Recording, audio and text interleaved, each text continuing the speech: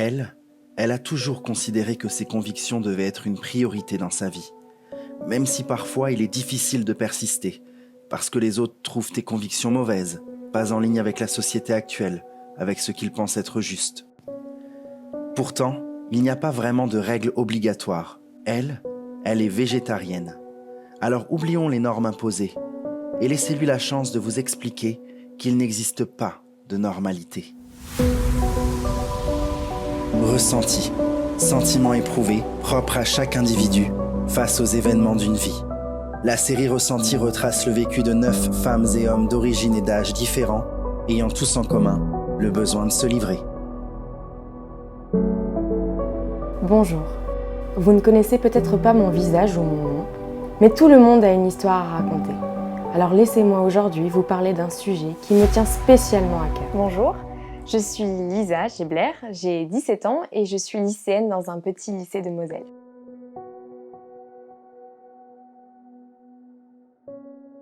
L'objet que j'ai choisi de présenter est un livre.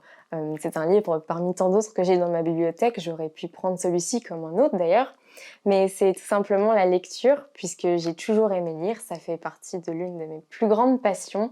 La lecture m'a instruit et m'a permis de comprendre justement le sujet que j'ai choisi de présenter aujourd'hui. Le sujet que j'ai choisi de présenter est la tolérance, puisque nous sommes aujourd'hui toutes et tous confrontés à la tolérance tous les jours d'ailleurs. Je suis végétarienne depuis bientôt 3 ans. Je vais donc aussi beaucoup m'appuyer sur mon exemple personnel, puisque la tolérance est quelque chose qui me touche aussi beaucoup. Je dirais que la tolérance est le fait d'essayer de comprendre et de se mettre à la place de l'autre sans porter quelconque jugement. Sans forcément donner son avis d'une façon blessante, ce qui est très important. Néanmoins, ça ne veut pas dire qu'on ne peut pas avoir son propre avis, on ne peut pas ne pas être d'accord, pas du tout. Et on peut débattre, on peut discuter avec quelqu'un, mais le plus important est de rester bienveillant et respectueux.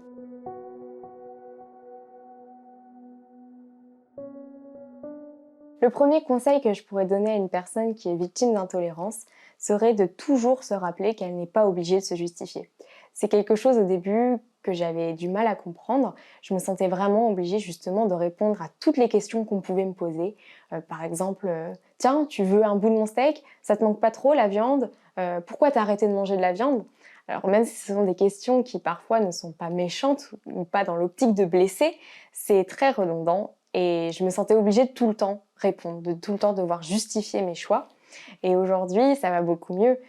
J'ai appris à comprendre que je ne suis pas obligée de revendiquer le fait que je sois végétarienne. Je ne suis pas non plus obligée de me justifier. C'était le premier conseil qui est pour moi vraiment très important.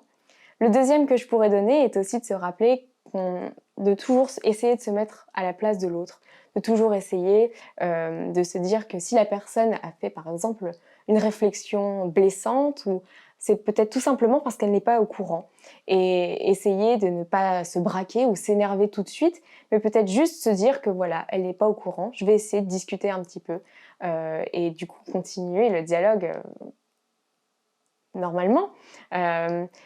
C'est très important pour moi justement de toujours essayer de se mettre à la place de l'autre et du coup pouvoir continuer à discuter. Donc ça a été très progressif. Au début, j'ai vraiment pris le temps de me renseigner, de me documenter, de regarder des films, d'aller sur des sites internet pour pouvoir ensuite être la plus rassurante possible avec mes parents qui ne connaissaient absolument pas ce nouveau mode de vie. J'ai donc pris ce temps-là pour être la plus rassurante, mais j'ai aussi pris de nouvelles initiatives, comme par exemple essayer de me mettre un petit peu plus à la cuisine pour ne pas changer trop leurs habitudes alimentaires. Aujourd'hui, ça va beaucoup mieux, c'est devenu un vrai réflexe pour nous tous et tout se passe très bien.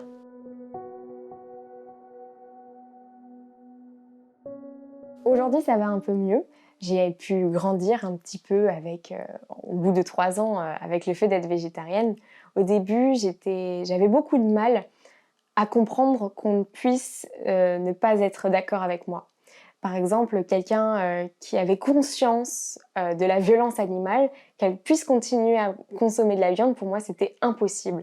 Ça m'énervait, j'étais à fleur de peau, c'était impossible de discuter et c'était très difficile. Aujourd'hui, ça va beaucoup mieux, j'ai réussi à comprendre que chacun est différent, chacun avance à son propre rythme et que chacun fait ses propres choix et que ce qu'il y a dans notre assiette ne concerne que moi et personne d'autre. Le végétarisme, c'est aussi une alimentation contrôlée qu'il faut d'ailleurs contrôler tout le temps. C'est vraiment un autre mode de vie. Il faut toujours faire attention parce que des carences peuvent très vite arriver. Donc je dirais que c'est aussi quelque chose qu'il ne faut pas oublier et qui fait vraiment partie de mon quotidien. J'ai aussi pu m'entourer des bonnes personnes. Ça a beaucoup aidé puisque des personnes qui font des commentaires, ça peut être très rabaissant et très difficile. Et aujourd'hui, je suis entourée de personnes justement qui ont tout simplement rien à faire de ce qu'il y a dans mon assiette, qui font pas de commentaires et qui ne regardent que ce qu'il y a dans leur assiette. Et c'est très plaisant et c'est très agréable de ne pas avoir la sensation d'être le clown de la table et tout simplement de pouvoir manger son repas comme tout le monde. Le premier message que j'aimerais faire passer est si quelque chose te donne la sensation d'être à 100% toi, eh bien tout simplement, fais-le. Si tu as l'impression que manger de la viande, ça te rend bien, si tu as l'impression que ne pas en manger, ça correspond à tes valeurs et ça te rend bien aussi, eh bien juste fais-le. On est tous différents. Forcément, chacun fait des choix, mais ça ne fait pas de toi une bonne ou une mauvaise personne. Donc c'est vraiment quelque chose de très important, avoir le sentiment d'être vrai, d'être vraiment soi-même, c'est très important. Forcément, il y aura toujours des gens qui ne seront pas d'accord, qui auront besoin de donner leur avis, parfois de façon un peu blessante, mais c'est pas très grave. Soit on essaie de discuter avec ces personnes-là qui ne comprennent pas, ou tout simplement on décide de tracer notre propre vie sans elles. Si certaines personnes ne te comprennent pas, il y en aura toujours forcément une au moins sur Terre qui comprendra ton histoire, qui sera d'accord avec toi et avec qui tu te sentiras bien.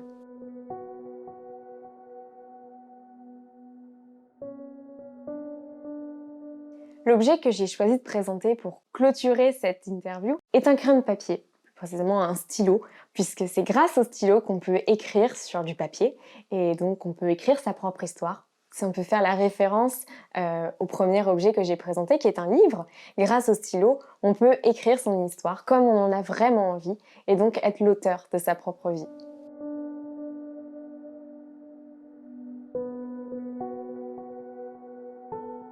La discorde est le plus grand mal du genre humain et la tolérance en est le seul remède.